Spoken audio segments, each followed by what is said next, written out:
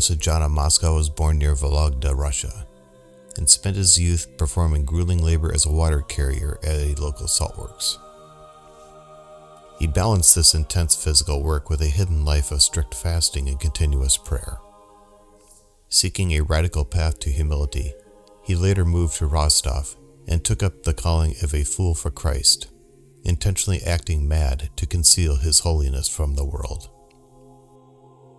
He eventually relocated to Moscow, where he walked the streets entirely barefoot and nearly naked, even during the region's most brutal winter frosts. He wore heavy iron chains hidden under his clothing and carried a massive iron cap on his head, earning him the nickname John Big Cap.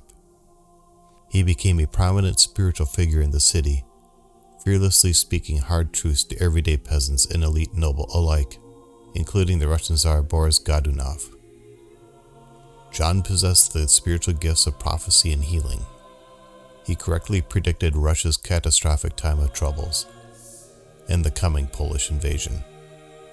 Shortly before his death in 1589, he stripped off his heavy iron chains.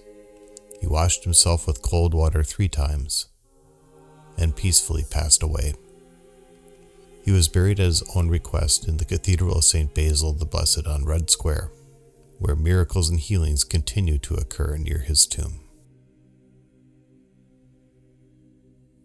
Saints Basil and Constantine Vsevolodovich were brother princes who ruled Yaroslavl during the brutal Mongol Tartar invasions. After their father was killed by the Golden Horde, Prince Basil took the throne amid total ruin. He faced the monumental task of rebuilding leveled villages and feeding thousands of displaced, starving refugees. Basil governed with profound Christian humility, refusing territorial disputes while restoring destroyed churches. To shield his people, he personally negotiated peace at the Mongol camps multiple times. Exhausted by the heavy psychological burden of rule and a severe illness, Prince Basil passed away peacefully in 1249. Prince Constantine succeeded his brother, maintaining the same compassionate approach until peaceful diplomacy failed in 1257. Refusing to abandon his people, Constantine gathered a small outnumbered army and died defending his homeland in battle. The brothers were buried side by side, leaving a legacy as holy defenders of the faith. Saint Hyacinth was born to a devout Christian family in Caesarea Cappadocia. As a young boy, he was appointed to the imperial court in Rome to serve as a chamberlain to Emperor Trajan.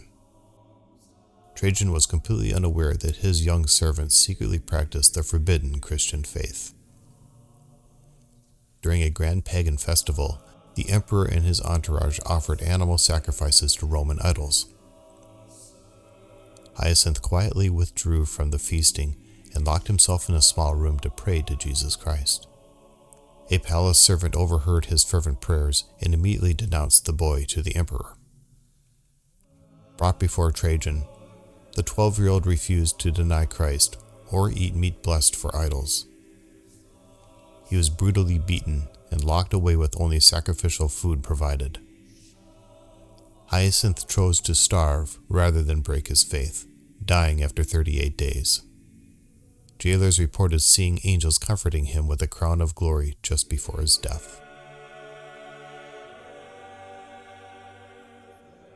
The holy martyrs Mocius and Mark lived during the fierce imperial Roman persecutions of the 4th century. Firmly rooted in their Christian faith, they were eventually arrested by local authorities and brought to a public trial before the regional governor, Maximian. Maximian pressured the 2 men to renounce Christ and offer ritual sacrifices to pagan idols, threatening them with execution if they refused. The saints remained entirely steadfast, boldly confessing their faith and refusing to bow down before the temple altars. Consequently, the governor condemned them to death. As St. Mocius walked towards the execution site, his emotional wife and children followed him, weeping bitterly. Mocius urged them to rejoice in his martyrdom rather than cry. Following the beheading, St. Mark's wife reverently caught his falling head, holding it with immense joy as a sacred treasure of holiness. Saint Anthony, born Nikolai Mikhailovich Bystrov, served as a parish priest in Vologda until his wife tragically passed away. Devastated but driven by faith, he took the monastic vows in 1888 and ascended the clergy ranks to become the Bishop of Arkhangelsk. During the brutal Russian Civil War, he steadfastly organized aid for starving citizens, prisoners, and exiled Christians. His charitable work and loyalty to Patriarch Tikhon drew intense hostility from the Bolshevik regime. Soviet authorities exiled him to the remote Narum region for 3 years, yet he resumed his spiritual care immediately upon his release. Elevated to archbishop for the entire northern region, he courageously resisted state efforts to destroy the Orthodox Church from within. In January 1931, the secret police arrested Archbishop Anthony once again, charging him with counter-revolutionary activities. The freezing temperatures and atrocious conditions of his imprisonment shattered his failing health. He passed away peacefully in a prison hospital on July 16, 1931, honored deeply by his flock as a faithful shepherd who chose a crown of martyrdom.